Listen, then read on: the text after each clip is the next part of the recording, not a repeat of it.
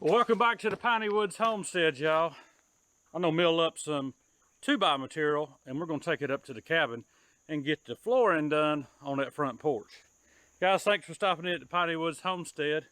We'll fire up this Easy Boardwalk Jr. and get to cutting a little bit of wood, y'all.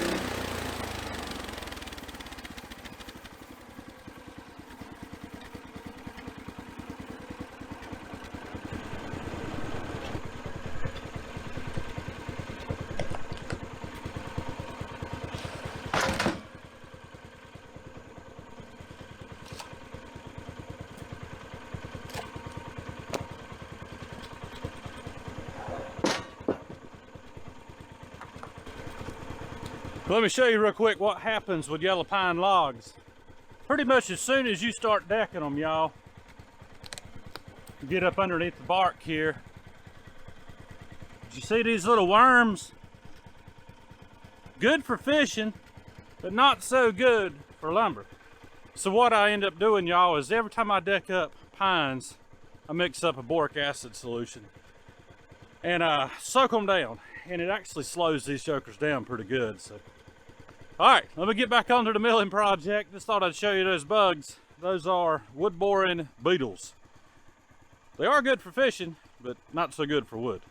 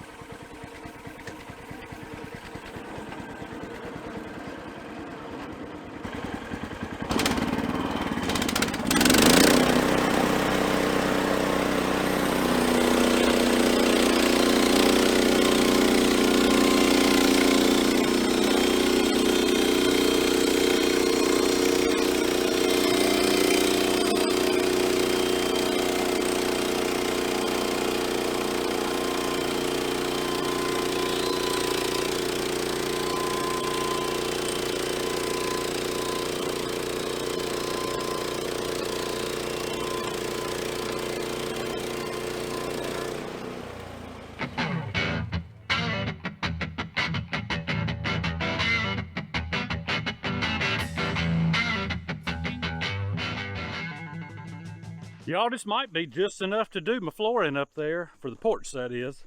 And I love the smell of fresh cut lumber.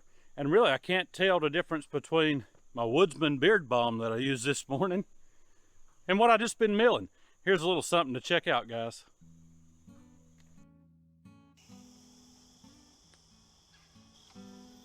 It's Matthew here at the Piney Woods Homestead, y'all. And I am Introducing Piney Woodsman Beard Balm. Smell like a man. So let me tell you a little bit about what's in this beard balm that makes what I make better than everything else. In my opinion, of course. Beeswax, the heavy dark stuff, y'all. None of this soft, lotiony type base to put into your beard that gives it no hold whatsoever. I've also got shea butter in here. That is creamy. And so I do a delicate balance of the two so that you get a product that is not a hand lotion. Castor oil, that's another ingredient in here. The stuff that your granny and papa drank to keep them well regulated is actually good for hair. So we've got two different flavors. And y'all, I call them flavors because girls call them scents. I call them flavors. The flavor I'm wearing today is called Tackroom because y'all, it smells like leather. And it is awesome. The only thing you got to be careful with is letting your woman sneak up on from behind because she'll be jumping on your back and saying, "Giddy up."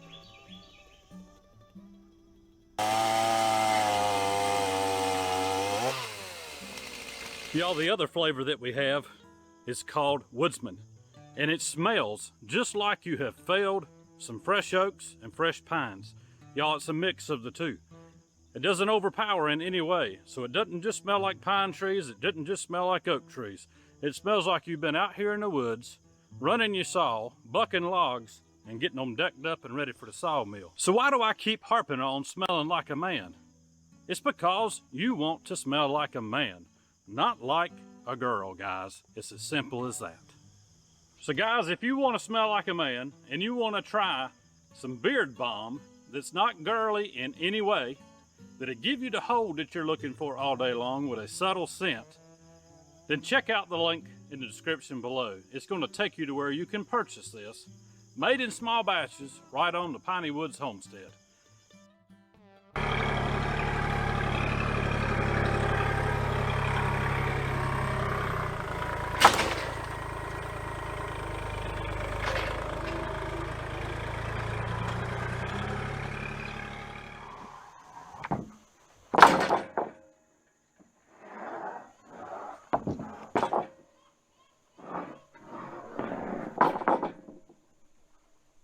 I wanted to show you all that clip of the beard balm because Lisa and I decided to go ahead and get our website launched for the homestead. So we want you to be able to go and check it out. Everything's in limited quantities, y'all, because we got so much going on around here, but we wanted to offer to you guys some homemade beard balm that actually works. Some of Lisa's handbags that she gets them made, scented candles, all kinds of stuff, y'all. Lisa is extremely creative, more so than me. Creative, not created. We're both created in the image of God, thank God. But she is very creative, so a lot of things that she'll be making throughout the fall and the winter, you'll be able to purchase for yourself on that website, thepineywoodshomestead.com. It'll be a link in the description always, guys. Let's get up to the cabin and get these boards in.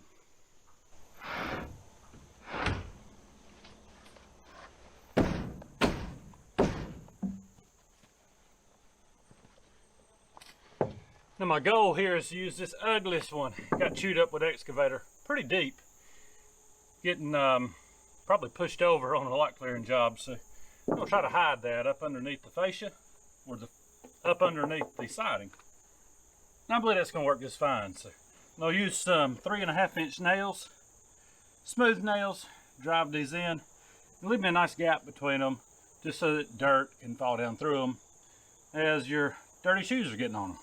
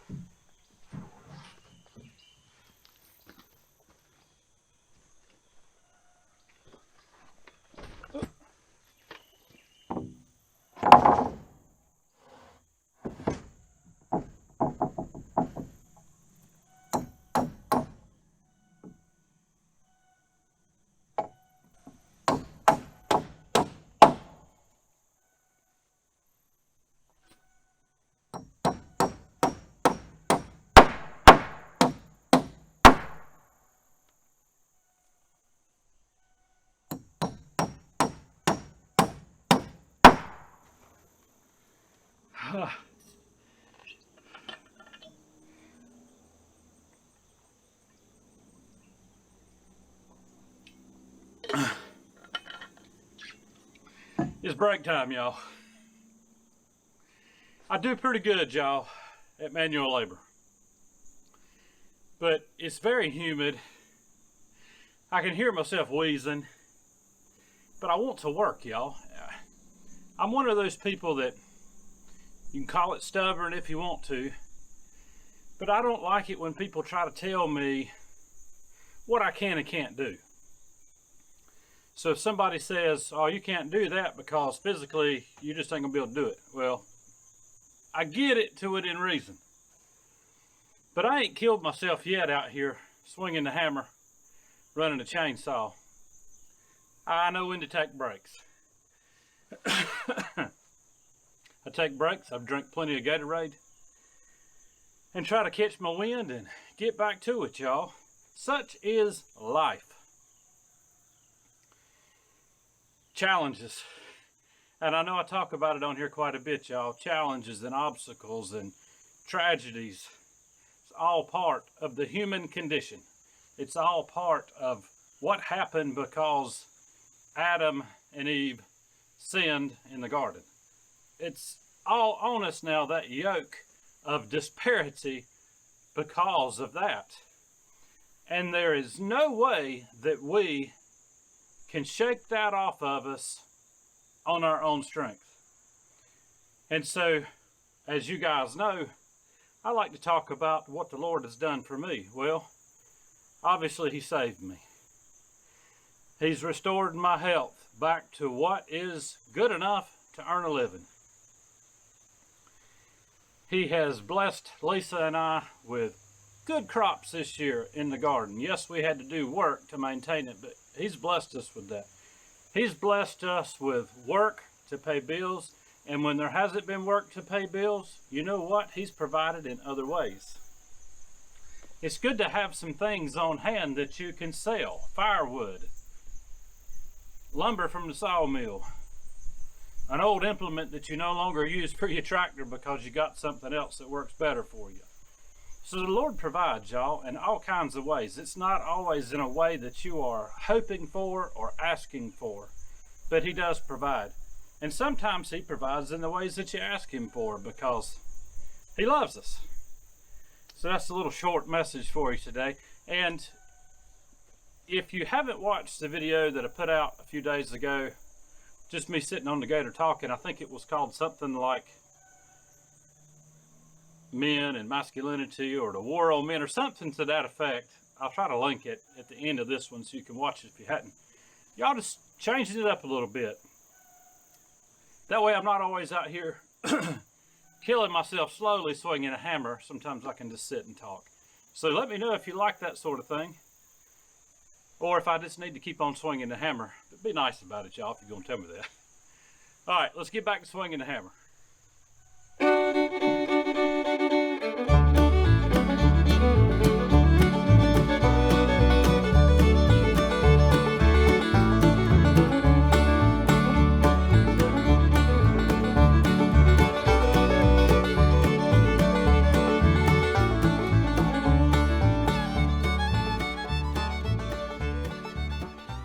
All right, it's going to take one more 2x8, I believe, to finish this thing up.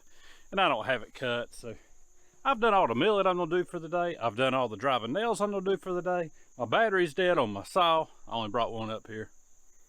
And it was about dead to start with. I think I was too. But guys, that's all I got for you today.